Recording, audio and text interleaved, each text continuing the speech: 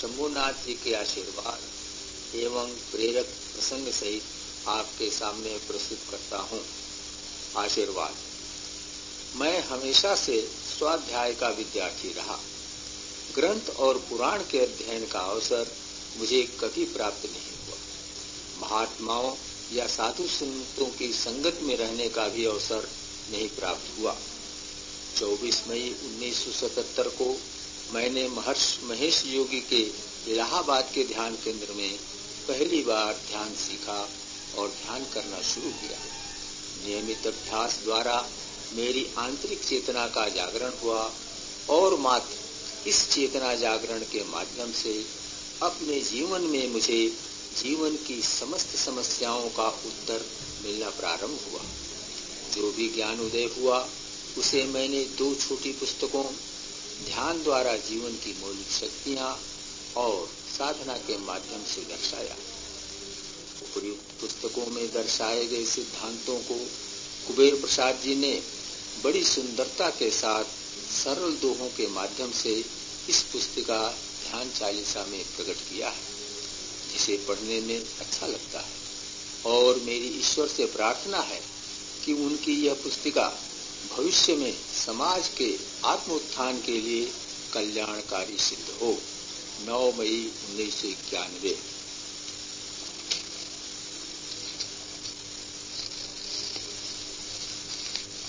ध्यान चालीसा। वंदना। सुरठ। देता आशीर्वाद गुरु प्रभु का ध्यान कर, मेटे सकल विषाद यह चालीसा ध्यान की। मार्गदर्शक गुरु और आत्मस्वरूप प्रभु का ध्यान करके मैं उनसे यह आशीर्वाद लेता हूँ कि ध्यान योग की यह चालीसा मेरे पाठकों के सभी प्रकार के दुखों को मिटा दे। दोहा।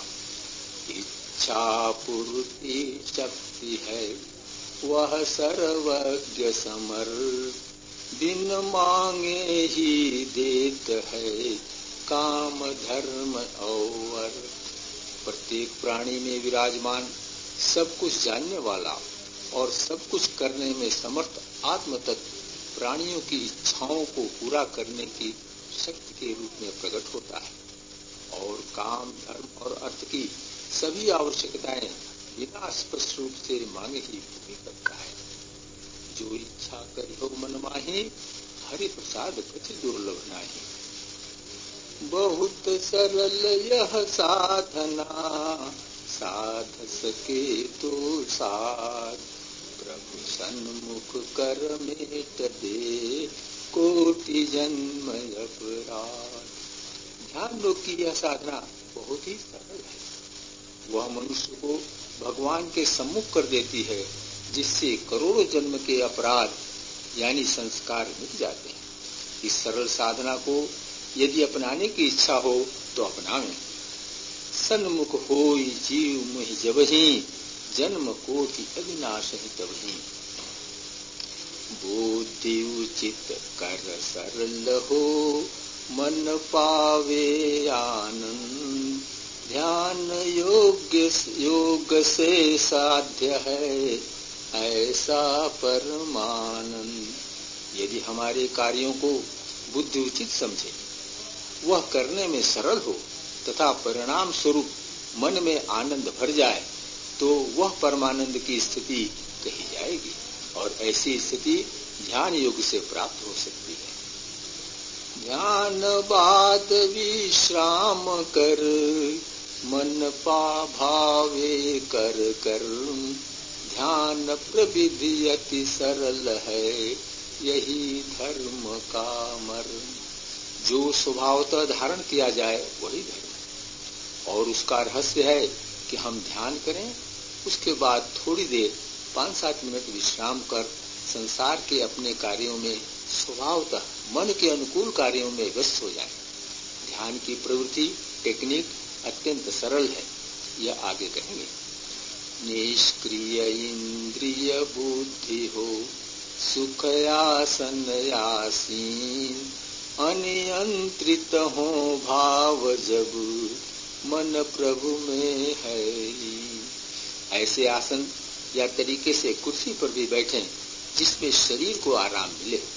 फिर इंद्रियों आँख, कान, नाक, जीवा, स्पर्शेंद्रिय से काम न लें और बुद्धि भी पूर्ण विश्राम करे। ऐसा होने के बाद अनेक प्रकार के विचारों में मन विचरने लगेगा, जिन पर हमारा कोई वश नहीं चलेगा और जिनमें कोई व्यवस्थित क्रम भी नहीं होगा। ऐसी स्थिति में समझें कि मन आत्म तत्व प्रभु के क्षेत्र में विचरण कर रहा है, यही ध्यान है। यों बुद्धि विश्राम से मिटे अहम मति मन, बिन प्रयास प्रभु का मिले सतचित यौवान। ऊपर लिखे तरीके से निष्क्रिय होने पर मन पर बुद्धि का नियंत्रण समाप्त हो जाता है और अहम अर्थात मैं का विलय हो जाता है, जो व्यक्ति को सुखी करने का झूठा दम भरता है।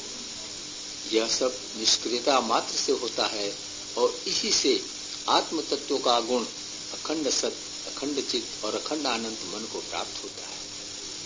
क्रिया स्वाभाविक हम करें, करें ध्यान विश्राम, कर्म सुकौशल है यही, यही कर्म निष्काम।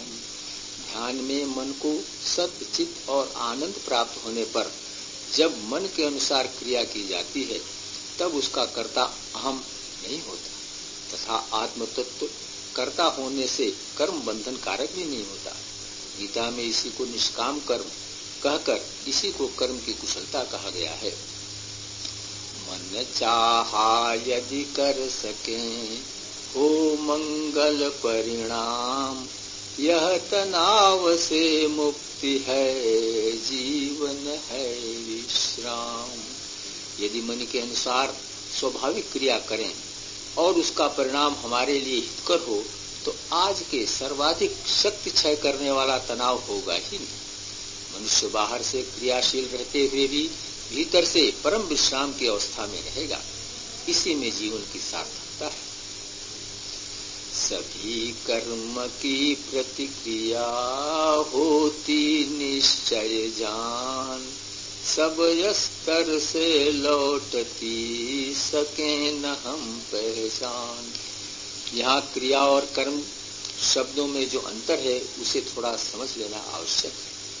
मनुष्य एक क्षण भी बिना कर्म किए नहीं रह सकता, परंतु बिना क्रिया किए तो रह सकता है। जैसे सोते समय या ध्यान के समय हम कोई क्रिया नहीं करते। अतः कर्म का अर्थ विचार हुआ। केवल क्रिया की ही नहीं बल्कि विचारों की भी प्रतिक्रिया अवश्य होती है और उनकी तरंगे अनंत स्तरों से अनंत काल तक प्रतिक्रिया के रूप में लौटती हैं। उन प्रतिक्रियाओं को हम पहचान नहीं पाते कि किस क्रिया या कर्म की वे प्रतिक्रियाएं हैं, इसलिए क्रिया प्रतिक्रिया का संबंध हम भूल जाते हैं। छूटे तीर समान हम रोक न सके प्रभाव, जल लकीर सम ग्रहण कर मेटे सकल तनाव। जिस प्रकार धनुष से छूटे तीर को हम वापस नहीं कर सकते, उसी प्रकार कर्म की प्रतिक्रियाओं को भी हम रोक नहीं सकते हैं। हम साधना द्वारा केवल इतना कर सकते हैं कि उनके प्रभाव को उसी प्रकार निष्प्रभावी बना दें जिस प्रकार पानी पर खींची गई लकीर तुरंत ही निष्प्रभावी हो जाती है। पर के कर्म प्रभाव के मोटे चार प्रकार, पत्थर मिट्टी रेत जल इनके सरिस आधार। इन प्रतिक्रियाओं के प्रभावों को हम मोटे मोटे चार भागों में बांट सकते हैं। पत्थर पर बनी लकीर बहुत काल तक बनी रहती है और क्रमशः मिट्टी, बालू और पानी पर बनी लकीरें अल्पकालिक होती जाती हैं। क्रमशः मृदुतर हैं सभी सुख कर जीवन है, जल सम पड़े प्रभाव ही सिद्धि प्रमाणक के। जैसा ऊपर कहा गया है, पत्थर, मिट्टी, बालू और जल पर बनी लकीरें क्रमशः अल्पकालिक होती जाती हैं उसी प्रकार प्रतिक्रियाओं के प्रभाव भी जितने अल्पकालिक होंगे, जीवन उतना ही अधिक सुखी होगा। यहाँ तक कि जल पर पड़ी लकीर जैसे तुरंत मिट जाती है, प्रतिक्रियाओं का ऐसा प्रभाव जो क्षणिक होता है वह दुख देने की क्षमता नहीं रखता। सतत ध्यान नहीं कर सके इतना हमें समर, दुखद कर्म फल को यही कर सकता है व्यर। जल पर पड़ी लकीर जिस प्रकार तुरंत मिटकर निष्प्रभावी हो जाती है, नियमित ध्यान करने वाले के जीवन में यथा समय उसी प्रकार प्रतिक्रियाओं का फल निष्प्रभावी हो जाता है। मानव योनि अमूल है, मेटे दुख समूल, अद्वैत चेतना प्राप्त कर छोड़े अछत दुकूल। नर्तन सम नहीं कौनि देही, जीव चराचर जाचत जेही। 84 लाख योनियों में मनुष्य की योनि ही सर्वाधिक मूल्यवान है, क्योंकि मात्र इस योनि में संस्कारों को समाप्त कर देने की संभावना है। क्रमशः भावातीत, ब्राह्मी, ईश्वरीय और अंत में अद्वैत चेतना प्राप्त होने पर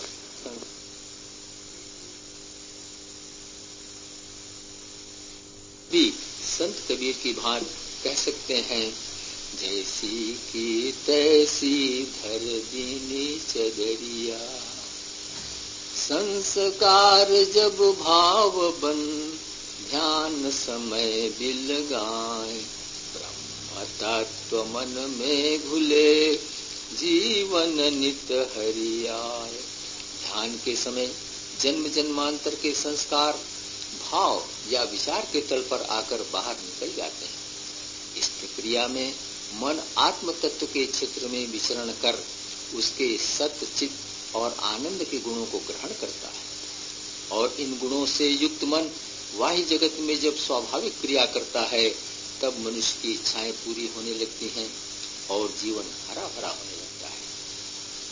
स्वाभाविक जीवन जिए 184 जान, संस्कार निर्मूल हित प्रभु का सरल विधान। प्रभु की अहेतुकी कृपा से ही संस्कारों के निष्कासन का यह सरल विधान है, जो मनुष्येतर 84 लाख अनंत योनियों में स्वभावतः क्रियाशील है। स्मरण रहे कि मनुष्येतर किसी भी योनि में स्वाभाविक जीवन जीने के कारण नए संस्कारों का निर्माण नहीं होता, बल्कि प्रारब्ध से प्राप्त जो संस्कार हैं उनका निष्कासन ही होता रहता है। अथवा हम संस्कार का कर संचित अंबार, अमित योनि में भ्रमण का करें सृजित आधार। केवल मनुष्य योनि ही की यह विशेषता है कि हम कोई सही साधना करके सभी संस्कारों से मुक्त हो जाएं, अथवा नए नए संस्कारों का सृजन कर उनको और अधिक बढ़ा लें। फिर तो प्रभु स्वयं संस्कारों के निष्कासन का कार्य अपने विधान द्वारा 84 लाख योनियों में भेजकर करेगा। भीतर बाहर क्षेत्र दो मन के विचरण है, ब्रह्म जगत के बीच में मन ही बनता से। ब्रह्म निर्गुण निराकार और सूक्ष्मतम की सीमा है, और जगत सगुण साकार स्थूलतम की सीमा है। मनुष्य का मन ही एक ऐसा तत्व है जो इन दोनों क्षेत्रों में विचरण कर सकता है। ब्रह्म क्षेत्र में मन चरे ब्रह्मचर्यकार, भावी जीवन सुख देहित करता हमें समर्थ। ब्रह्मचर्य का शाब्दिक अर्थ है ब्रह्म के क्षेत्र में विचरण। प्राचीन काल में मनुष्य को बचपन से ही ब्रह्म के क्षेत्र में विचरण अर्थात ध्यान की शिक्षा दी जाती थी, जिससे वह ब्रह्म तत्व को मन द्वारा संसार में प्रकट करने की सामर्थ्य प्राप्त कर सके और उसका जीवन सुखी हो सके। जग के विषय ससीम है, प्रभु तो स्वयं असीम। सीमा वाले दुख भरे सुख देता निसीम। बाह्य जगत के सभी विषय अपनी स्थूलता के कारण सीमाबद्ध होते हैं तथा चेतना के दबे रहने के कारण दुखदायी भी होते हैं।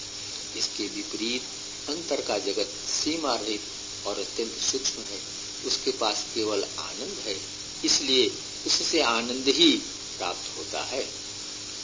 शिक्षा तन की बुद्धि की देता है संसार, मन को शिक्षित ध्यान से करें तो बेड़ा पार। संसार में प्रायः शरीर और बुद्धि को स्वस्थ एवं शक्तिशाली बनाने की ही शिक्षा दी जाती है, पर अखंड स्वास्थ्य, शक्ति, ज्ञान, आनंद देने वाले अध्यात्म की शिक्षा मन को देने की व्यवस्था नगण्य है। अध्यात्म शिक्षा से मनुष्य का मन आत्म तत्व के संपर्क में आकर सत्य, चित और आनंद प्राप्त कर बाह्य जगत में उसका उपयोग करता है और उसका बेड़ा पार हो जाता है। करे साधना बुद्धि तन कर्म कांड बहिरंग, ध्यान सहित जो मन करे है उपासना ढंग। कर्म कांड, उपासना कांड और ध्यान कांड में जिन साधनाओं का वर्णन है उसका विवेचन संक्षिप्त में इस प्रकार है। भगवान की आराधना के मुख्यतः जो 3 मार्ग बताए जाते हैं, इनमें कर्म कांड में बुद्धि से आराधना के विधि विधान समझकर क्रियाएं की जाती है। यह सारा द्वैत क्षेत्र में ही होता है, लेकिन जब मन ध्यान का अभ्यास करते हुए स्वाभाविक क्रिया करता है तो इस तरह जो साधना होती है वह उपासना कही जाती है। आनंद सुख को जीत कर अंतर्मुख ले जाए, ज्ञान कांड की साधना होती सहज सुभाए। उपासना कांड की साधना जब परिपक्व होती है तब मन को बाहर के सुख से अंदर का आनंद अधिक अच्छा लगता है और आत्म तत्व बाहर की क्रियाएं करते समय भी बार बार मन को अंदर खींच ले जाता है। इस स्थिति में साधना स्वभावतः अंदर के आनंद के सहारे होने लगती है। इसे ही ज्ञान कांड की साधना कहते हैं। पढ़ा सुना समझा हुआ हो साधन आधार, सदा द्वैत में ही रहे कैसे हो निस्तार। जितने समय तक कोई भी साधना पढ़ने, सुनने और बुद्धि के समझने के आधार पर की जाती है, तब तक साधना द्वैत के सीमित और नाशवान क्षेत्र में ही होती है। ऐसी साधना से साधक का वास्तविक कल्याण असंभव है। पढ़ा सुना समझा किया लेकर असत्य धार, ऊंचा कितना भी चढ़े होगा सब बेकार। जैसा पिछले दोहे में कहा गया है, द्वैत के क्षेत्र तक सीमित रहने वाली बुद्धि के द्वारा जो भी किया जाता है उसका आधार ही असत है। इसलिए ऐसी क्रियाओं द्वारा किसी विशेष क्षेत्र में चाहे जितनी उच्च उपलब्धि हो जाए, सब अस्थायी एवं एकांगी होती है। अतः मनुष्य के वास्तविक कल्याण के दृष्टि से वह बेकार ही है। सोच समझ जो कर रहे मैं का है यरुखंड, जो दिन मैं के हो रहा उसमें घुलाय खंड। सोच समझकर बुद्धि के आधार पर जितने भी नियमों का पालन किया जाता है उसका आधार अहम या मैं ही होता है, लेकिन स्वाभाविक क्रिया में जिसमें बुद्धि अहम या मैं का दखल नहीं होता, अखंड ब्रह्म तत्व उपस्थित रहता है। जहाँ मैं है तहाँ हरि नहीं, जहाँ हरि है मैं नहीं।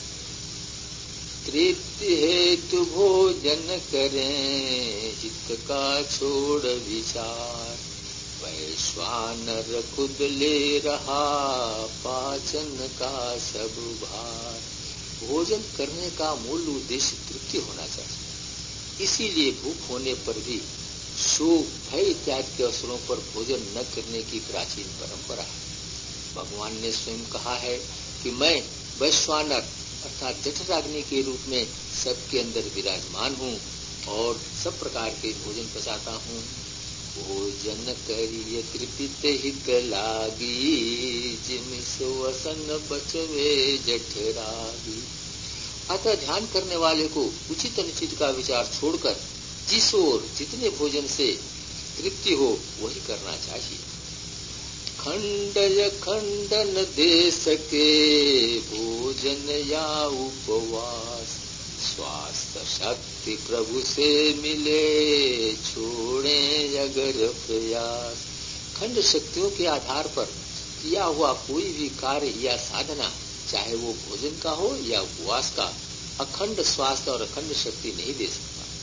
अगर हम प्रतिदिन कुछ देर तक प्रयासहीन अवस्था में रहने का अर्थात ध्यान करने का अभ्यास करने लगे तो अखंड स्वास्थ्य और शक्ति भी आत्म तत्व से प्राप्त होने लगेगी। प्रतिकूल परिस्थिति भोजन है कैसे हो स्वीकार, ऐसे मुक्ति प्रदाता है अल्प धर्म आचार। प्रतिकूल परिस्थितियां और प्रतिकूल भोजन दुख का कारण है, यह कैसे स्वीकार किया जा सकता है। स्वल्पम अपिवा धर्मस्य त्रायतो महतो भयात् के अनुसार धर्म का स्वाभाविक कार्य करने का थोड़ा भी पालन करना बड़े विकट भय दुख से रक्षा करने वाला है, ऐसा हमारे गीता और शास्त्रों का वचन है। सेवा जो भी मैं करे सकल द्वैत में जान, दोनों को ही दुख मिले सेवक सेव्य समान। उचित और लाभकारी समझकर जो सेवा की जाती है अथवा हानिकारक समझकर कि सेवा न करने से हानि होगी ऐसा समझकर जो सेवा की जाती है वह सेवा मैं करता है, अतः दुखदायी होगा। सेवा में भगवान की भावना बनना बहुत कठिन है, ऐसा गोस्वामी तुलसीदास जी का मत है। उन्होंने निर्गुण की साधना को अपेक्षाकृत सरल कहते हुए कहा है कि सगुण जान नहीं कोई। भगवान की भावना का रूप तो स्वाभाविक क्रिया में ही प्रकट होता है, जो ब्रह्म तत्व को लेकर मन के अनुकूल की जाती है। इसके अतिरिक्त जिस क्रिया को सेवा कहा जाता है वह सेवक को सुख दे ही नहीं सकती और सिद्धि को भी नहीं दे सकती, क्योंकि उसके पास भी द्वैत की ही सेवा पहुंचेगी। केवल ज्ञान ही नहीं मिले करें जो विधिवत ध्यान, सत्चित आनंद सब मिले यही आत्मविज्ञान। ध्यान के समय मन को आत्म तत्व से जो प्राप्त होता है उसमें सत्य चित्त और आनंद तीनों खुले रहते हैं। इनमें से किसी एक या दो को अलग किया ही नहीं जा सकता, जिससे यह कहने की गुंजाइश हो कि स्वास्थ्य शक्ति इत्यादि अन्य साधनों से प्राप्त होते हैं और ध्यान से ज्ञान प्राप्त होता है, यही आत्मा का विज्ञान है। जग का सुख है छार जल पिए से बढ़ती प्यास, तट से तट भागा फिरे बढ़ता जाए त्रास। संसार का बाह्य सुख समुद्र के खारे जल के समान होता है, जिसके पीने से प्यास बुझने के बजाय और बढ़ती ही जाती है। इसी प्रकार संसार का कोई भी सुख परिमाण में चाहे जितना मिले तृप्त नहीं कर पाता और मनुष्य तृप्ति की आशा में एक विषय के सुख को छोड़कर दूसरे विषय के सुख को पकड़ने में इधर उधर मारा फिरता है। प्यास त्रास से मुक्ति का भेद नहीं है गुप्त, अंतर सुख है सरित जल मिटे प्यास हो तृप्त। उपरिक्त प्यास और त्रास से अस्थायी रूप से मुक्त होने का मार्ग यद्यप प्राचीन काल से ही ज्ञात रहा है, पर इधर वह इतने कम लोगों को ज्ञात है कि जन साधारण उससे लाभ नहीं उठा पा रहा है। वह मार्ग है आंतरिक अर्थात आत्मा के सुख को पाने का रास्ता, जो नदी के जल के समान प्यास मिटाकर तृप्ति प्रदान कर सकता है। शक्तियों में निहित अनुचित उचित विचार, पर अखंड है ये कबल, भले बुरे से पार। जहाँ भी उचित अनुचित हितकर अहितकर का विचार है, वहाँ तक बुद्धि का क्षेत्र है, खंड है और अस्थायी तथा दुखद परिणाम वाला है। लेकिन अखंड तो केवल एक शक्ति है, वहाँ केवल उचित और हितकर ही है। जितने भी गुणों की कल्पना की जा सकती है, उससे भी अधिक गुण सत्य चित आनंद देने वाला ही भगवान का अखंड सत्ता है।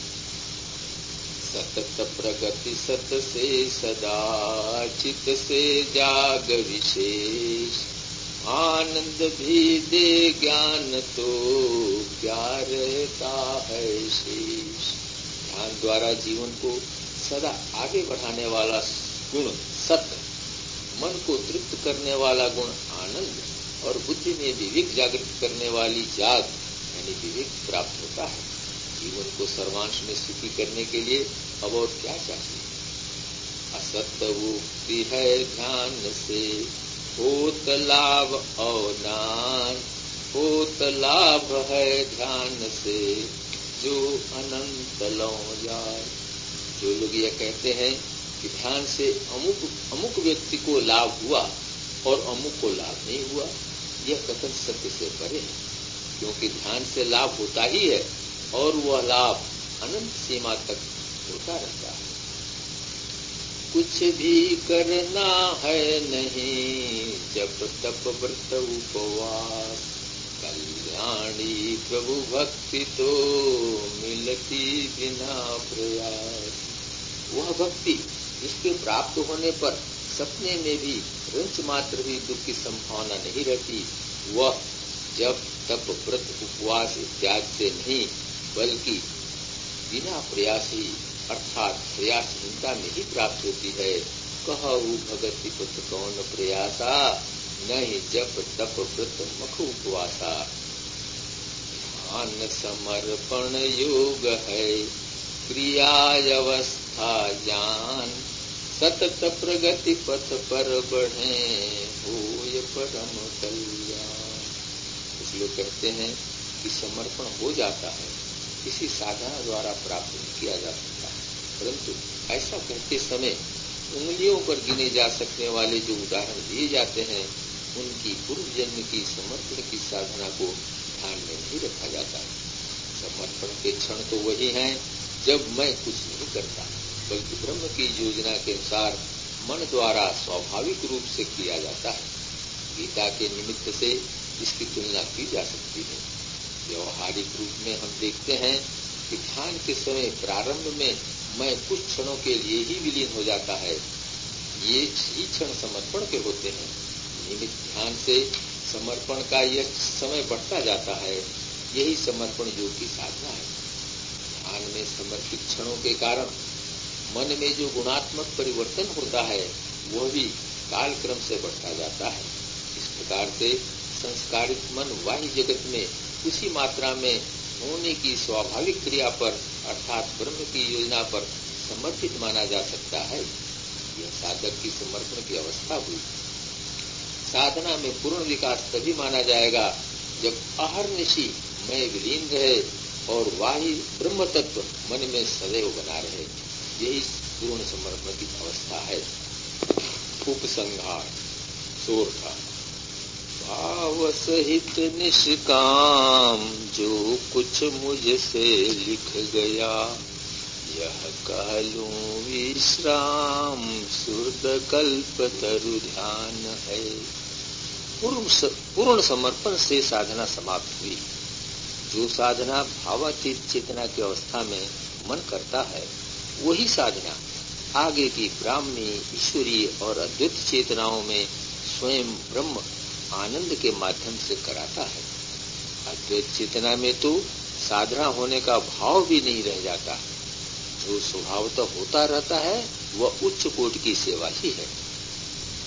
ध्यान चालीसा मैंने लिखी नहीं है, मुझसे लिख गई। इसमें कोई इच्छा या उत्तेजना का स्थान नहीं रहा, केवल विवशता रही। अब मेरा तो अंतिम कथन यही है कि ध्यान कल्पतरु की भांति परम हितैषी है सब कुछ देने वाला है, इच्छा मात्र से और बाद में इच्छा किया बिना ही ब्रह्म की योजना अनुसार सभी कुछ देता रहता है। इति ध्यान चालीसा अधिक।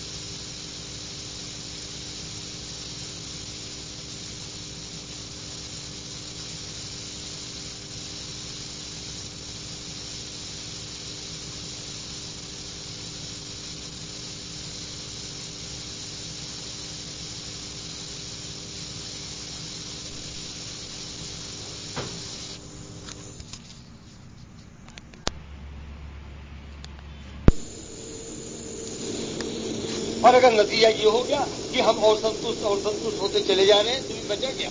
फिर क्या बचा?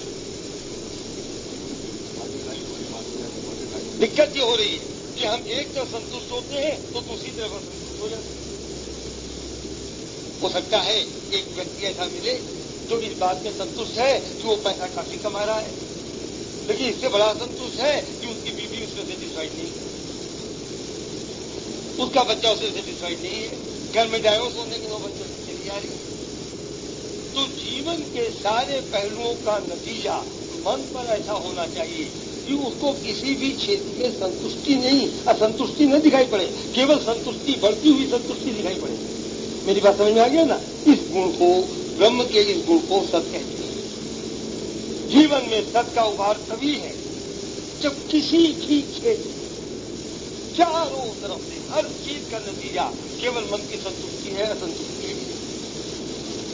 उनको संतुष्टि तो मालूम दे रही है, लेकिन वो जो चित्त होश और वो आनंद वाली बात, उसका कोई खास पता नहीं लग रहा। ठीक है, एक मिनट। मेरे प्रश्न नहीं, हाँ हो जाएगा ना। इसी के साथ ही अच्छा ठीक है, बता देना। अच्छा नहीं, अब आप मत बताओ, बस खाली इनका जवाब सुनो। अब फिर ना हल हो तो आप भी पूछ लेना। आपने कहा चित्त और होश वाला नहीं समझ आ रहा। समझ में तो आ रहा, लेकिन कंक्रीट रूप से रिजल्ट नहीं आ रहे, अप्रिशिएट करने वाली बात नहीं आ रहे। ठीक है कि नहीं? अच्छा बढ़ रही है, ये तो है। अच्छा, ये अप्रिशिएट हो रहा है। अच्छा, अब मेरे सवाल का जवाब आप दें। क्या आपको लगता है कि जब प्रवचन होते हैं, हमारे मुंह से कुछ बातें निकलती, उसको समझना जितना पहले मुश्किल था उतना ही मुश्किल आज है? क्या आपको लगता है कि कोई नया विद्यार्थी जैसे ये कल आए और ये आपसे सवाल करने लगे तो अपने आप जवाब नहीं उतरेगा? उतरता है कि नहीं? यही रियलाइजेशन है चित्त के बढ़ने का। ये रियलाइजेशन है चित्त के उभरने का, चित्त के बढ़ने का। अब अभी आपको थोड़ा बढ़ा है तो शायद उनका जवाब देते, मेरा जवाब न दे पाए। क्योंकि मेरा बहुत उभर गया है, मैं शायद सभी का जवाब दे दूंगा। इसमें तो फर्क है ना।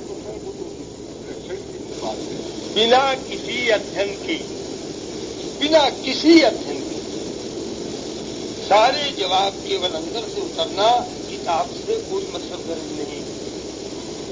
यही चित्त के उभरने का रियलाइजेशन है। इसलिए है। अच्छा, फिर साथ में खुश भी रहता हूँ ज्यादा पहले की अपेक्षा। हाँ। मैं ज्यादा, मुझे लगता है कुछ आनंद इज नथिंग। तो फिर अच्छा, तो अब तो सच्चित आनंद की तो हो गया, अब क्या बचा? तीनों का रियलाइजेशन हो गया। ये तो दूसरी बात है कि इतना जबरदस्त रियलाइजेशन नहीं है कि आपको इसके उभरने की पूर्ण संतुष्टि हो, तो इसका तो सवाल ही नहीं होता। और इसके कई कारण होते हैं, मैं पहले बता चुका हूं। आगरा पूरब में है, आपको आगरे जाना है, गलती से आप पश्चिम में चले गए। अब कोई 2 मील चला गया, कोई 4 मील चला गया, कोई 6 मील चला गया, कोई 10 मील चला गया। जो जितनी दूर चला गया उतनी दूर से वापस आना पड़ता है। ये भौचन का प्रोसेस तो अपना समय कंज्यूमिंग होगा, हाँ, और वो टाइम को कंज्यूम करेगा। तो ऐसा सभी, जैसे हम अपनी बात करें तो 40 साल के बाद हमको रास्ता मिला, 41वें साल में मिला। तो 40 साल तक अगर हम उल्टे रास्ते में चले, एक तो यह है कि अब किसी रास्ते भी नहीं चले, तो चलो फिर भी वहीं खड़े रहेंगे। और दूसरा ही कि रास्ते पर भी चले, तब तो ये देखना पड़ेगा कि जिस रास्ते पे हम चले वो उसी दिशा में था कि नहीं। तो इसके भी नतीजे आते हैं। इसीलिए मैंने कहा कि इस पे कई फैक्टर काम करते हैं। अच्छा, गंगाधर जी क्या बोलना चाहते हैं? आपने बताया कि जो आप आदमी बन जाती है जितनी ज्यादा इसका आपने तो हम इसको अभ्यास नहीं कर सकते। अभ्यास किस चीज का? हर आदमी कोई अध्यापक है, वो विद्यार्थी का जवाब तो मैं उसने ज्वाइन किया था, मैं भी जवाब दे पाता था, और 2 साल 4 साल करने के बाद तो देखिए ना, अब फिर आप हमारे जवाब पे गौर करें। हमने उतरने की बात कही, वो जवाब नहीं जो हमारा मुंह से निकला हुआ इन्होंने रटा हो। उसके लिए तो किताब करके याद करना पड़ता है। पहुंच जाता है कि इस उत्तर का साधन इस टाइप का प्रश्न कर सकता है। हाँ, और उसका लगभग उत्तर करीबन आप ऐसा प्रश्न भेजते हो कि जिससे साधक जो है ये। तो इसमें अभ्यास कैसे होगा? अभ्यास तो तब होगा ना, समझदार मानी कोई भी चीज है। जैसे आप कोई बाजा बजाने का अभ्यास करो, तो पहले कोई तो कोई तो आपको सिखाएगा ना बजाना, तब तो अभ्यास करोगे कि ऐसे कर लोगे? बजाते बजाते ना, तो बजाते बजाते जो सीखेगा, तो बजाते बजाते ढूंढ रहा है, खोज कर रहा है, कब से कब तक सीखेगा। तो दोनों जगह से कहीं निकल बात आई ना, तो खोज करते करते उतरता है, और सीख करके अभ्यास करते करते वो हो जाता है। जब उधर, अच्छा आपने कहा कि बजाते बजाते सीख लेता है, ये आपने कहा कि नहीं कहा? तो इसको हम क्या कहेंगे कि बाजा बजाने के क्षेत्र में उसकी चेतना का उभार हुआ। देखो, बाहर की दुनिया में चेतना अनंत दिशाओं में भटी हुई है। मैथमेटिक्स की चेतना जिसकी उभरी हुई है, उसकी हिस्ट्री की तो नहीं उभरी, और जिसकी इतिहास की उभरी हुई है, उसकी अंग्रेजी की तो नहीं उभरी। जिसकी अंग्रेजी की उभरी हुई है, तो हर क्षेत्र की चेतना अलग अलग है ना। केवल पढ़ाई के अंदर पढ़ाई की चेतना उभरी है, लोहार के अंदर नहीं उभरी हुई है। जैसे मैं अलग अलग विषयों की बात कर रहा हूं, इसी तरह से जिंदगी एक विषय है। जब जिंदगी के क्षेत्र में नई नई बातें उभरती हैं, अपने आप आ जाती हैं, जैसे आपने बाजा बजाने की बात कही, बजाने की बात आ जाता है, नहीं सीखा किसी से। तो जब जिंदगी की बात है, तो जिंदगी का ज्ञान तो केवल ब्रह्म के तत्व में है ना, इसलिए उसका संबंध आंतरिक चेतना से होता है। समझिए ना? ठीक है जवाब? हाँ, आप कब आप क्या करें? बेटी बार बार मेरी असंतुष्टि बढ़ती, ध्यान भी खूब करती, और हम जवाब में बहुत। कहाँ है आपकी बेटी? हाँ भाई, तुम असंतुष्ट ज्यादा हो रही हो? अच्छा, हाँ है, ठीक है। हाँ हाँ, ठीक है। तुम्हारी असंतुष्टि क्या बढ़ रही है, कोई बता सकते हो? कोई उदाहरण?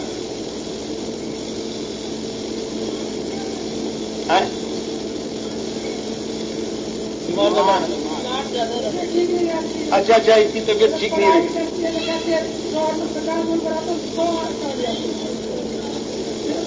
नहीं तो ये तो बीमारी नहीं हुई, ये तो कभी नहीं है। हाँ, नहीं तो क्या इसकी तबीयत खराब रहती है?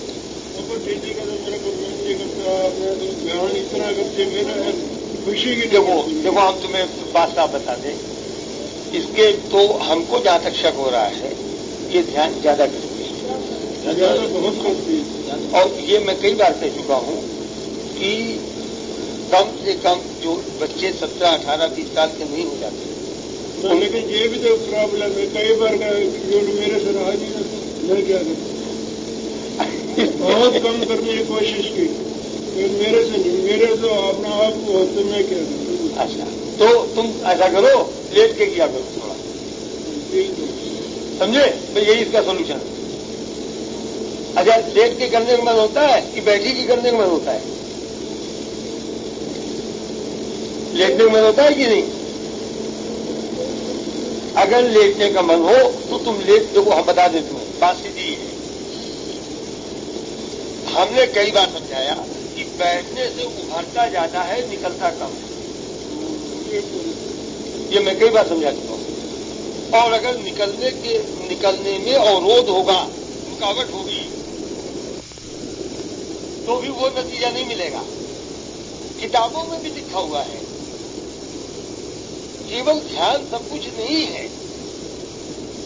ध्यान, स्वाभाविक क्रिया और आराम, तीनों का हार्मोनाइजेशन चाहिए। किताब में लिखा हुआ है, प्रिंटेड है। हाँ, ये बात देखो, एक बात ये पकड़ी गई। हाँ हाँ, तो ये ठीक है, स्वाभाविक क्रिया की कमी। और स्वाभाविक क्रिया मान लीजिए जब नहीं करते हैं, उस समय थोड़ा ध्यान भी अगर कम हो जाए या आराम तुम्हें काफी मिल जाएगा बॉडी का, तो भी ठीक रहेगा। अब कम हो गया है, अब कम किया है। हाँ, तो उसका कुछ कितने दिन हुआ कम किए? एक परसों परीक्षा खत्म हुई है। हाँ, वो असल में परीक्षा में ज्यादा नंबर की लालच में ध्यान कर गई ज्यादा। मैं ऐसे भी करती होगी, लेकिन वो दिमाग में रहता है ना, ऐसा नहीं करती। देखिए, देखो इसको और भी अच्छी तरह समझने की कोशिश करो। एक तो इसने विश्राम कम लिया, मेहनत ज्यादा की, हाँ, जबरदस्ती की। हाँ, दो फैक्टर हो गए। हाँ, दो फैक्टर। विश्राम कम और मेहनत मर्जी के खिलाफ जबरदस्ती बिना मन के पढ़ाई हो जाता है, इसीलिए उतनी संतुष्टि नहीं आती। एक बात। दूसरी चीज, संतुष्टि नतीजे पर ज्यादा चलती है। तो जैसे हम कहानी कहते हैं परसों खत्म हुआ, तो अब उसका नतीजा भी निकलेगा, तो उस पर भी संतुष्टि निर्भर करेगी। और आप देखिए, समझने की कोशिश करेंगे, जितने भी बच्चे छोटे क्लास में हैं, अगर वो बहुत पढ़े और खेले नहीं तो क्या होगा? यही बात है। देखो, बात तो वही हो गई ना। बच्चा अगर छोटे क्लास का है तो उसको ज्यादा खेलना है, और खेलने में पढ़ाई के एसिमिलेशन की ताकत है, पढ़ाई को ग्रहण करने की ताकत है। खेलने की कमी में पढ़ाई को ग्रहण करने की ताकत जाती है। अगर कोई पिता ऐसा समझता है कि जितनी देर खेल लिया वो तो बेकार है, खाली जितनी देर पढ़ लिया वो काम की बात है, तो पिता और माँ बाप सब गलत समझते हैं। अगर पढ़ाई को खेल से हम अल्टरनेट नहीं करेंगे तो भी पढ़ाई कभी ग्रहण नहीं होगी। इसका अनुपात क्या रखने चाहिए? यही तो मैं बता रहा हूं, इसका अनुपात। छोटे क्लास वाला ज्यादा खेलता है, कम पढ़ता है। अच्छा, अब आप कहिए कि साहब ध्यान के रास्ते में हम कैसे समझें कि हम छोटे क्लास में, ये सवाल उठ जाएगा। नहीं, छोटे बड़े की बात नहीं है, उम्र से कुछ नहीं होता है। केवल आंतरिक खिंचाव के प्रपोर्शन में जज कर लेते हैं। जैसे इसने कहा कि हम तो दोहरा ही नहीं जाता, इसके माने ही बहुत नीचे क्लास में नहीं है, इसलिए बहुत ज्यादा कम करने की बात तो नहीं है, लेकिन फिर भी उतना हो सकता है कि जिस क्लास में उससे भी ज्यादा कर जाती हो। तो ये कुछ अभ्यास के साथ धीरे धीरे आदमी को अपने आप पता लगने लगता है। अच्छा, अब कैसे पता लगता है?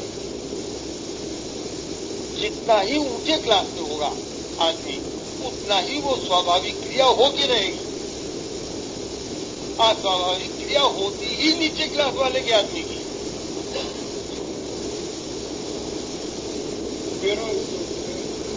है नहीं, उल्टा हो रहा है। उल्टा आपको उल्टा हो रहा है ना, आपको उल्टा तो हो रहा है, लेकिन नतीजा समस्या तो आपको सीधा है, ठीक है, हाँ सब है।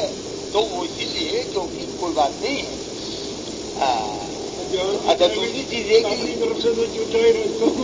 नहीं ठीक है कहा जाता है इस रास्ते पर कर्म भेद भोजन भेद व्यक्ति भेद मिल सकता है। हाँ तो क्या क्रिया में स्वाभाविक होना स्वाभाविक आप डिफ्रेंशिएट करो स्वाभाविक तो कर्म हर वक्त कुछ न कुछ मन करता है, जो मन करता है केवल वही स्वभाव, मन चाहता है जो मन के खिलाफ जाना ही अस्वाभाविक है। चूंकि करना चाहिए इसलिए करते हैं, यही अस्वाभाविक।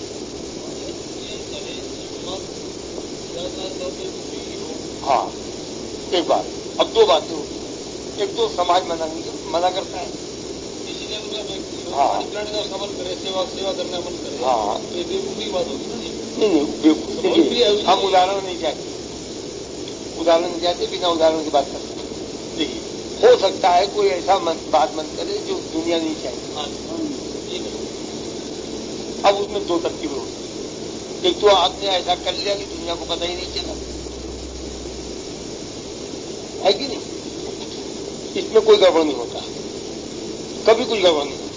देखिए मैं चोरी सिखाता हूँ लेकिन ठीक है मैं तो जो है वही सिखाऊँ, गलत क्या करूँ। अच्छा दूसरी बात यह है कि साहब हम चोरी करना ही नहीं चाहते, हम तो बिल्कुल खुली किताब अपनी रखना चाहते हैं। तो वहां पर हम ये कहते हैं कि हमारे अंदर के संस्कार दो तरीके से निकलते हैं, एक तो स्वाभाविक क्रिया के माध्यम से और दूसरा ध्यान के माध्यम से। ऐसी भी बहुत प्रॉब्लम हो सकती है कि समाज भी पसंद नहीं करती और आप चोरी द्वारा भी नहीं कर सकती, ये भी हो सकता है। उस हालत में आपको उस पर्टिकुलर समय पर उस विशेष परिस्थिति में ध्यान पर बैठना पड़ेगा, जब आप किसी क्रिया के लिए परेशान और करना पाए। पर वहां पर ये नहीं चलता कि सुबह किया था या दोपहर में किया था। जिस समय परेशानी पैदा हुई उस समय भाग करके कोना कहीं पे ढूंढ करके बैठना पड़ेगा, वरना बहुत दिक्कत आएगी। वहां उस क्रिया को बस उस क्रिया को रोकने के बजाय चुपचाप आंख बंद करके बैठ गए, वो अपने आप ही सब निकल जाएगा। ध्यान केवल निकालने का काम करता है। अच्छा देखो देखिए ठीक है जब पहले से उभरी है तो केवल निकल नहीं है, उभर तो गई है बैठने से पहले ही, पहले आ रही वही उभरी तो है ही है। ये उभारने का काम आदमी तो ध्यान द्वारा करता ही है, उससे कहीं ज्यादा परिस्थितियां पैदा करके ब्रह्म करता है। हमारी सारी परेशानियां, सारी दिक्कतें, ये केवल ब्रह्म हमारे अंदर के उत्तेजनाओं को उभारता ही है। हमारी सारी परेशानियां केवल उभरी हुई परेशानियां ही है। उभरी हुई परेशानियों के अलावा ये कुछ है ही नहीं। उभरी हुई परेशानियां हमारी, मान लिया हमारी कुछ परिस्थितियां ऐसी है, किसी वजह से हम परेशान हैं, तो ये परिस्थितियां हमको किसने दी?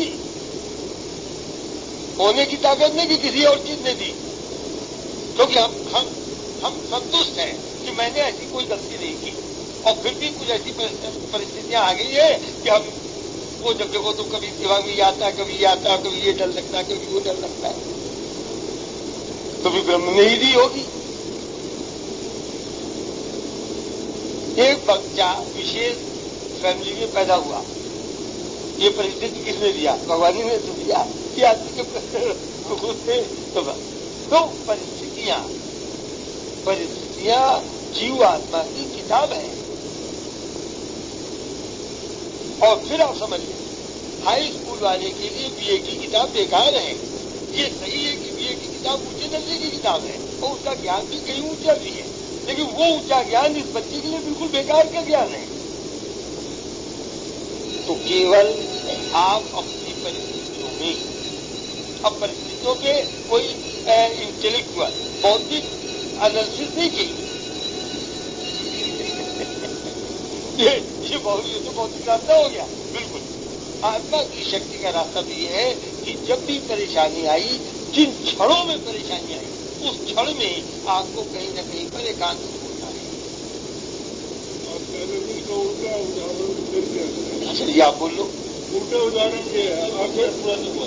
अच्छा, आर्थिक स्थान में आदमी हो, हाँ, ऐसी परेशानी में गिर जाए, हाँ, जहाँ एकांत ना हो, हाँ, और उस समय आदमी क्या करे? ठीक है। वो कहते हैं ना कि भगवान क्या करता है, बताओ क्या करता है? वातावरण होता है ना, भगवान की शक्ति, भगवान की इच्छा है आपकी। भगवान की अपनी कोई इच्छा नहीं है। वही शक्ति परमहंस के पास है, वही शक्ति शंकराचार्य के पास है, वही शक्ति प्रभुपाद के पास है। तो लाइफ तो तीनों की अलग है ना। ये क्यों? क्योंकि संस्कार सबके अलग अलग है, इच्छा और संस्कारों के आधार पे इच्छाएं सबकी अलग अलग है। अच्छा, जिसको अपनी इच्छाओं को भगवान की शक्ति मिली, ठीक है ना? अच्छा, अब देखिए आपके सवाल जवाब क्या है।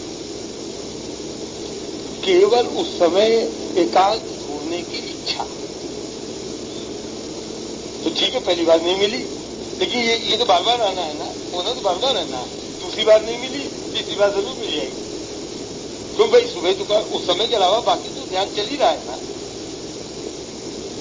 हमको ऐसे समय पे मिल जाना चाहिए, ये इच्छा आपके अंदर पैदा होनी पड़ेगी। हमें एकांत मिलना जरूरी, कुछ क्रिया प्रदान हमको एकांत हमको मिल जाए। जागृत अवस्था, आप जागृत अवस्था में तो समय रहती नहीं, एकांत ढूंढना भी जरूरी नहीं। आप वही भीड़ में बैठे ध्यान करें तो भी काम चलेगा। लेकिन आप आदमी कहिए कि जब वहां तुम ध्यान कर ही नहीं सकते, ये तो भी वही इसीलिए उसी को मैंने एकांत कह दिया। तो मैं खाली उन लोगों को, लेकिन भैया सुनो तो, हाँ हमारी बात सुनो, उन लोगों को छोड़ करके लिए 10 मिनट कहीं भागा तो जा सकता है? ये तो अहंकार को बिना चोट लगे अहंकार नहीं टूटता है। एक बात मैं तुम्हें बता दूं, अहंकार को तोड़ने के लिए बिना चोट लगे टूटता नहीं है। किसी का अहंकार नहीं मिटता है, किसी का अहंकार नहीं टूटता है, चोट तो जरूर लगती है अहंकार को। हमारी इच्छा यही रहती है कि भीड़ से बच्चे भी निकल जाए और जीत के निकल जाए। तो ये तो जो है, ये जब ऊंची अवस्था में पहुंचोगे तब जाकर के कहीं होगा, इसके पहले नहीं होता, नहीं होता इसके पहले। भगवान का स्मरण करना कोई फायदा नहीं, मनोमनी। हाँ, उसमें भी फायदा है, लेकिन किस डिग्री तक फायदा है, कहाँ तक नतीजा होगा, वो तो आपकी अवस्था पर डिपेंड करेगा। तो हो सकता है उतना फायदा ना हो जितना आप उम्मीद करें। कुछ तो हो, हाँ कुछ तो हो गई, हमेशा होगा। अगर आप मन में वहीं भीड़ के अंदर मन में आप सुनना शुरू कर देंगे, ईश्वर को केवल याद करना शुरू कर देंगे, प्रार्थनाएं करना शुरू कर देंगे, तो भी हो जाएगा, तो भी हो जाएगा। इसी बात पर लेना चाहता था बात को। हाँ बिल्कुल हो जाएगा। लेकिन आप एक बात याद रखें, काम हो जाना, ये इसको हम भगवान के रास्ता कभी नहीं मिलते। एक सवाल हम आपको,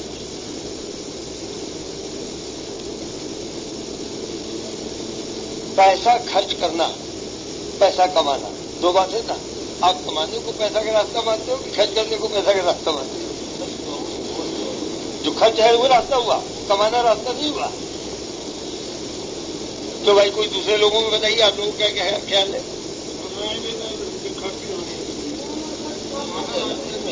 खर्च करने से जरूरतें पूरी होती है। अजी खर्च करने से ज्यादा जरूरी कमाना है। ये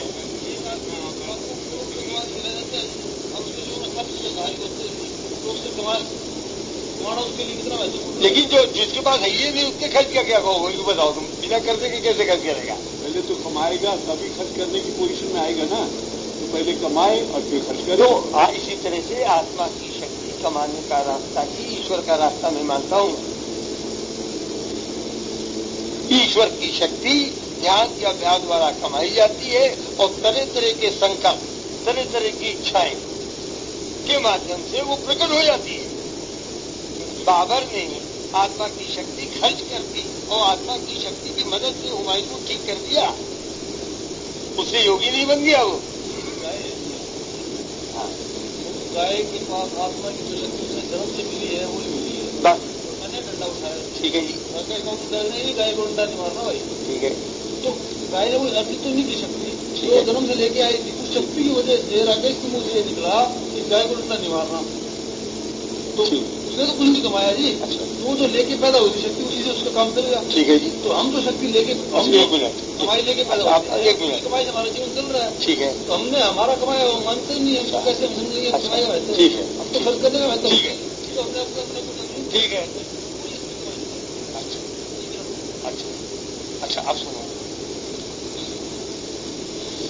आपके समाज में हर व्यक्ति कभी न कभी तो बालक है और कभी न कभी वो आदमी बन गया पूरा। आप कितनी बात करना चाहते हो, बालकों की कि पूरे आदमी? बालकों की बात बड़े नहीं जी, बात सुन लो, केवल बालक ही माँ बाप के सहारे है और माँ बाप की कमाई को बचाने का हक केवल बालक को है। भूलने की कोशिश मत करना। और जो आपने गैया को उदाहरण दिया, ये ब्रह्म कहते ये बालक के समान है और ये तो इस पर चलता है, आदमी नहीं चलता है। कंफ्यूज होने की जरूरत नहीं है बिल्कुल। हम अकेले बालक ही रहेंगे, ब्रह्म तक पहुंच नहीं सकते। आप ना पहुंचे, लेकिन आप मनुष्य योनि में पहुंचेंगे कि नहीं? जो मनुष्य योनि में पहुंच गया वो आदमी हो गया और जो मनुष्य योनि में नहीं पहुंचा वो बालक है। अब आगे चलो। आप ब्रह्म के डिपेंड तो रहे, लेकिन ब्रह्म की शक्ति अर्जित करने के लिए अपनी फ्री विल को इस्तेमाल तो कर सकते हैं, अपनी इच्छाओं का इस्तेमाल तो कर सकते हैं। फ्री विल की पूर्ति करें न करें, फ्री विल का इस्तेमाल तो करते हैं। ध्यान पर बैठते हैं अपने कहने से कि अपने मन से कि अपने बाप के कहने से, हमारे कहने बैठते हैं, है कि नहीं? अपने पिताजी कहने नहीं बैठते हैं, तो हमारी मानते हैं, उनकी नहीं मानते। यही बात तो हुई ना। अरे भाई ठीक है, आपको 4 आदमी मिले जो कहते हैं ध्यान करो, चलो हम भी कहते हैं, और 10 आदमी मिले जो कहते हैं मत करो। अच्छा, उन दोनों में सिलेक्शन आपने किया, किसी और ने किया? तो वो फ्री विल नहीं हुआ तो क्या हुआ? फ्री विल हो गया ना। जो फ्री विल का इस्तेमाल कर रहा है वही आदमी। और ये जितने पशु गण में आते हैं ना, इनके पास कोई फ्री विल नहीं। अजी सुन लो, फिर वही गलत बात। आत्मज्ञान के संदर्भ में कोई फ्री विल नहीं है। आत्मशक्ति अर्जित करने के संदर्भ में कोई फ्री विल नहीं है। मेरी बात समझने की कोशिश करो। मैं ये नहीं कहता हूँ ये मैं नहीं कह रहा हूँ। आत्मज्ञान के संदर्भ में उनका कोई फ्री विल नहीं है, इसलिए आत्मज्ञान के रास्ते पर वो बालक समान है, आप बालक समान नहीं है। सिर्फ इसलिए क्योंकि आप आदमी हैं। जगीदार, आप जो बात कर रहे हैं कि हम तो हमेशा उनके सहारे रहेंगे, वो तो समर्पण की अवस्था हो गई, और समर्पण की अवस्था छोटी अवस्था नहीं, ऊंचे लोगों की अवस्था होती है। हाँ जी, हाँ जी, हाँ। वो आदमी अपने उस अवस्था में नहीं रहता कि अपने लिए किसी को चिल्ला भी सके या कह सके। तो उस समय कौन सा वातावरण काम करता है जो उसको भाग हॉस्पिटल ले जाता है, उसकी ट्रीटमेंट करवाता है, उसके बाद घरवालों को पता लगता है। तो खुद कह रहा हूँ, मैं तो खुद कह रहा हूँ, होनी की ताकत और संस्कार की ताकत दोनों काम करती रहती है। होनी की ताकत ने आपको चोट लगा दी, संस्कार की ताकत ने ले जाके आपको अस्पताल में भर्ती करा दिया। अच्छा, अगर आप बच गए तो आत्मा की शक्ति बढ़ी है, जैसा मिसेज आशा कह रही है। अगर आप नहीं बचे तो संस्कार की शक्ति बढ़ी है। बात क्लियर हो गई ना? अच्छा, लेकिन जब आप चोट लग गई और आप होश ही में नहीं है, आपने अभी अभी कहा कि जब हम चिल्लाने लायक की थी, तो ये आप होश ही में नहीं है। बेहोशों की बात क्यों करते हो? होश वालों की बात करो। उसमें नहीं है, फिर भी ठीक हो जाते हैं वो लोग। भैया तो मैंने कह दिया ना, जैसे ही आपका होश गायब हो गया, आप ब्रह्म के अंदर में आ गए। होश वालों की बात करो। आप होश वालों की बात करते हो और उदानों के होश वालों की करते हो, तो गलत करते हो ना।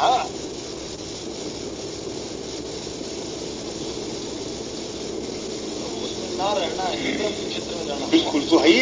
जो भाई सोते हुए आप किसके क्षेत्र में,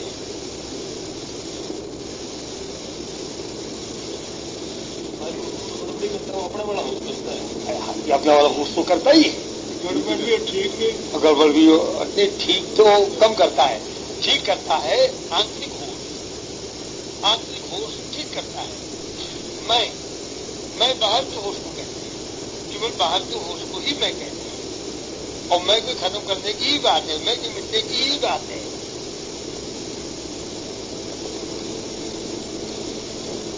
मंदिर में केवल भगवान को याद करना ही सहायता मिलती है। हाँ कोई मूल्य नहीं।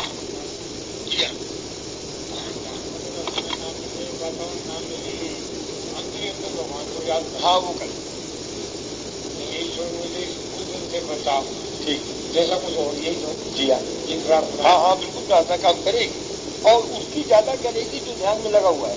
लगा उसकी ज्यादा काम करें। अच्छा, जो नहीं लगा है उसकी भी करेगी, लेकिन नतीजा क्या होगा? वही होगा जो बाबर को हुआ।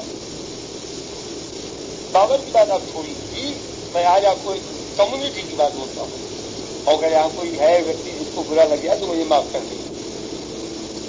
पूरी मुस्लिम कम्युनिटी दिन में 5 बार नमाज पढ़ती, सामूहिक भी पढ़ती, और सामूहिक यहाँ तक कि सड़कों पर बैठ करके भी पढ़ती। ये तो बस कम से कम अगर हम इधर नहीं तो जुम्मा शायद पढ़ते हैं, ठीक मालूम नहीं, हम ऐसे ही बताने अंदाज से। हाँ जुम्मा पढ़ते हैं। ये जो सामूहिक नमाज पढ़ी जाती है,